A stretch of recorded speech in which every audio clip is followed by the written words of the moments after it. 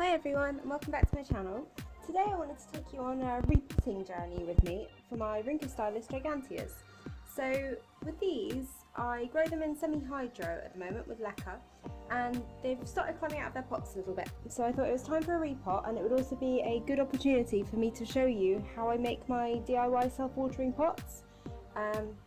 I've had to buy the biggest pots possible for these guys, so it's on a larger scale, but it's essentially exactly the same process that I use for all of my self-watering pots. Now the reason I wanted to transfer these from semi-hydro to self-watering is because semi-hydro uses a reservoir of water. So as you can see, these ones are quite low at the moment. They're not even lasting a few days, and as the weather's increasing in heat, I'm getting to the stage that I'm having to water them every day.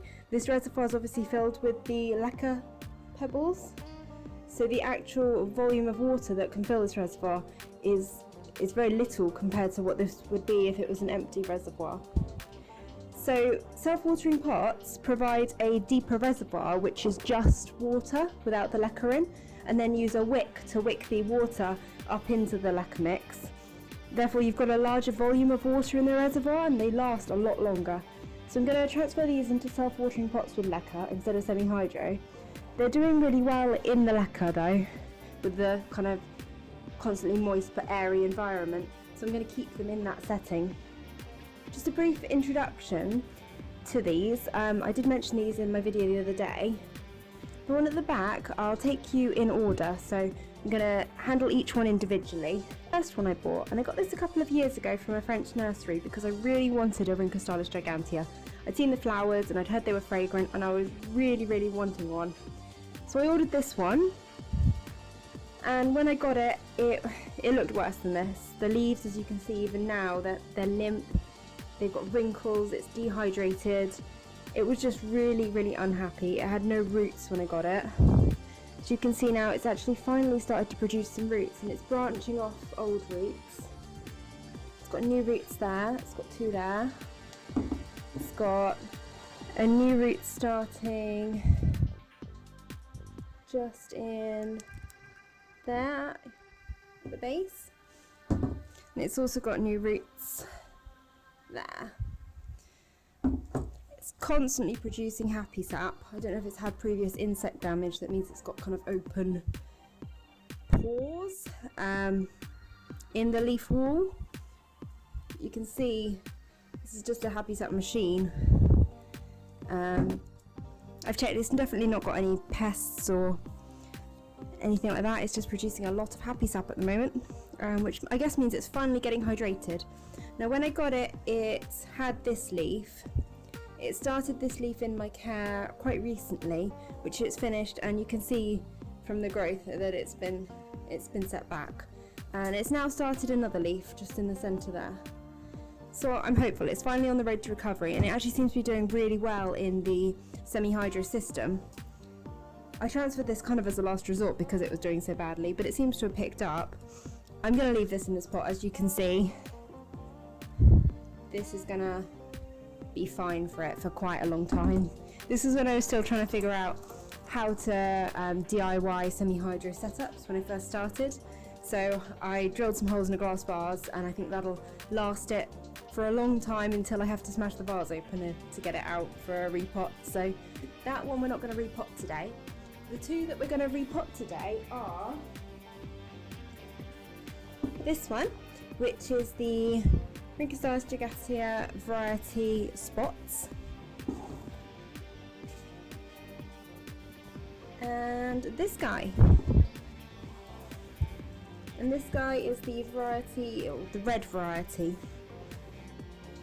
So the red one, I can tell you, smells the strongest. And I was told these were fragrant, and I read so much about the fragrance, and I mean they're definitely fragrant. I've had both the red variety and the spots variety in flower, and they smell very strong, and it's not entirely to my liking. Everyone's got different tastes, but I was a little bit disappointed. It's extremely strong to the point that we kind of have to shut the door when these guys are in flower. So I'm going to repot these now because I kind of have a feeling that they're going to start off with flower spikes again soon, because this was around when they started last year. Now after I bought the first Rhynchostylis Gigantea, the cartoon variety, I then went into a local garden centre, which pretty much only usually stocks Phalaenopsis and Oncidiums, and I saw these two guys on the garden centre delivery trolley, and I pretty much flipped, and I messaged my boyfriend and said, I'm going to be in here a while, I found these orchids, I need to get them. He was sat in the car waiting for me because I only went in for some pots. So I grabbed them and went up to the delivery guys and asked them if they knew how much it was, because there were only these two on the delivery trolley, and they didn't even know what type of orchid they were. It seemed that they'd come in by mistake, they couldn't find prices. I was waiting in there quite a while, kind of with my fingers crossed for a cheap Rhynchostylis, and they eventually just kind of gave up on finding the price and priced them up as a 2-branch Phalaenopsis for £12. So probably the best orchid deal I've ever got, because these guys were in amazing health when I got them. They were potted up in a very tightly packed charcoal mix. They were in tiny pots. They were very, very root bound, and where the roots had kind of strangled and crushed the charcoal, it had become a very wet environment, and there was a lot of algae in the pot, which is another sign that it was staying very moist for a long period of time. There was a lot of moss growing around the charcoal. So these guys were actually already adapted to quite a moist but still kind of airy environment. So I kind of took a chance and put these guys in semi-hydro first with the LECA, and they just took off, and I've had really good root production from both of them. So I'm going to keep these all in this setup because they're doing so well. I think with the Rhynchostylis Giganteas, they have this capacity to do well in self-watering LECA or semi-hydro with LECA. I think that it's that adaptation to that environment that needs to happen in order for them to be successful. So my first one I've obviously had, and it was pretty much had no roots when I've got it, so it's adapting its new roots into the environment. And these two were already adapted to a similar kind of environment with a very, very tightly packed charcoal mix that was staying wet for a long time. So I think that's why they've been so successful. Now, because they have this capacity to adapt to this, I'd say probably anyone could get them to adapt to this sort of environment if they got the similar growing conditions to me. But it's that adaptation process that would be a problem. If you've got a plant with a really great root system, you may lose some roots if those roots are adapted to an airy environment. Say you're growing it in a basket with no media, and you put it in something like this system, you're probably going to lose those roots.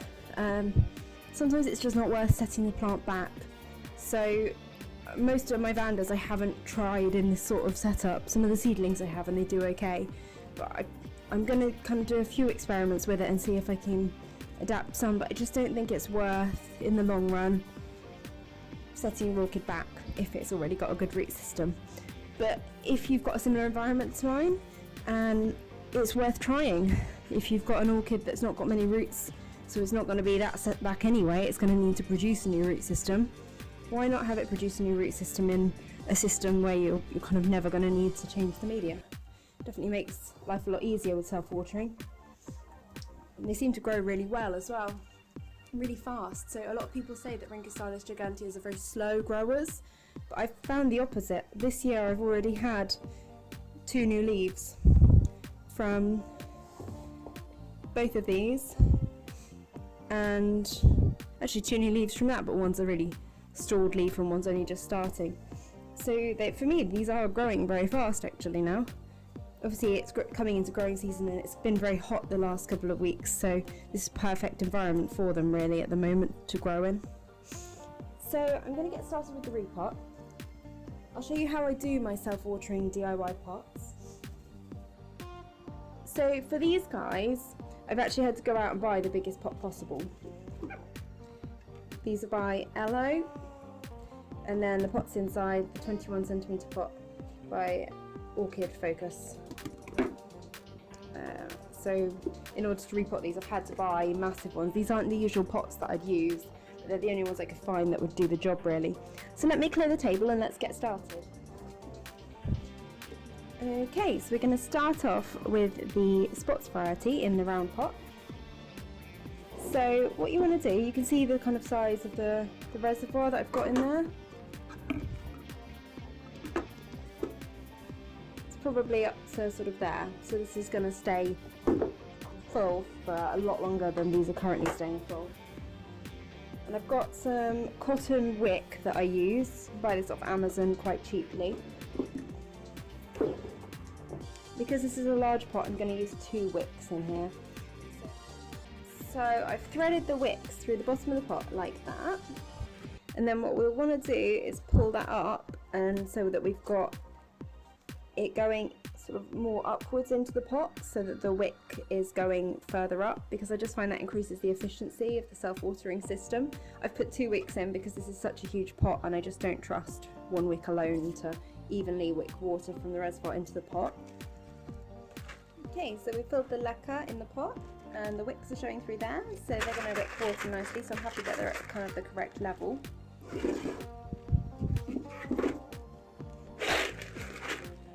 And then we're going to try and get our orchid out of this pot. I'm going to reuse the media because it's not an organic material, so it won't ever break down. And I'm going to make a real mess here.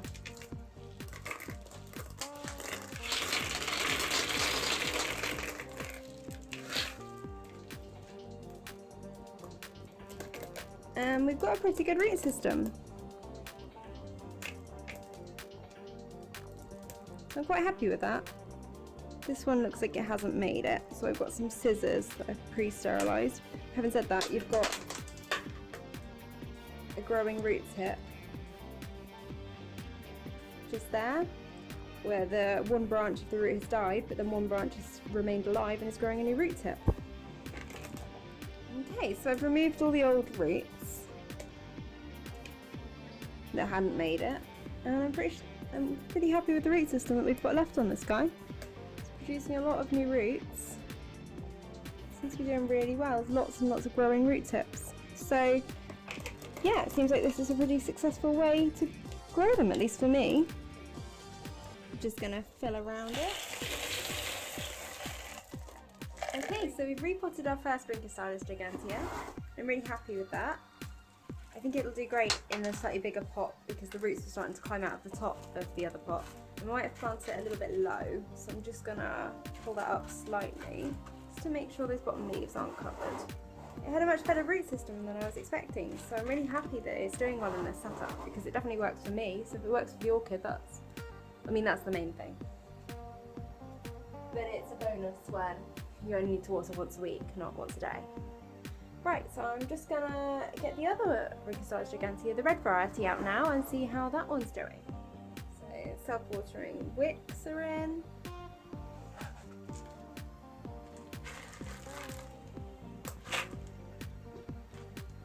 Okay, and apparently that pot was full.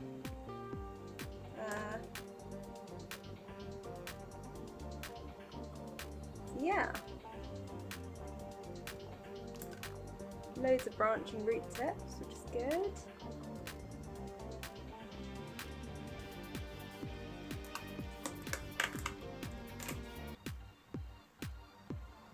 Seems to be doing okay.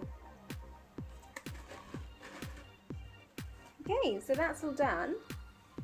I've left this little guy poking out of the top there, because that's where he was in the old pot. So he can stay there, in the little root there. Hopefully he'll dive back down into the medium now that he's actually got some room. And I'm hoping that this will keep them a bit better watered than I was able to provide in the other pots. Obviously there's more room for their roots to grow as well, which is going to be a benefit for them because they were both getting a little bit pot bound, to be honest. Also with the clear pots you get a lot of algae. There's not really any beads left in there, just algae. So at least this way, the area which is wettest, which is the bottom, will be covered. See how they've branched off old dried roots in there? They've done really well. Really happy with them. The grow room stays about between 20 and 30 degrees usually. It can go down to 15 in the winter, but I keep them on a heat mat during the winter to kind of keep them warm and keep the root zone warmed so it doesn't chill. Because obviously with an always moist environment, the so many more problems with hot growers when it is cold as well as wet. Humidity stays between 50 and 70%, I would say. These guys don't actually live in my grow room at the moment, they live on the spare bedroom windowsill next door. I'm going to have to put the net curtain across because they're starting to get a little bit too much sun. You can see all the, especially on the red one here, you can see the anthocyanin really building up very strongly. And the leaves of my spots variety there are going a little bit lighter than I would probably like. You can see a little bit of yellowing starting. I think that is just sun because you've also started getting some anthocyanin spotting on the new leaves. And this is the side that's facing the window, and you can see you're getting anthocyanin spotting.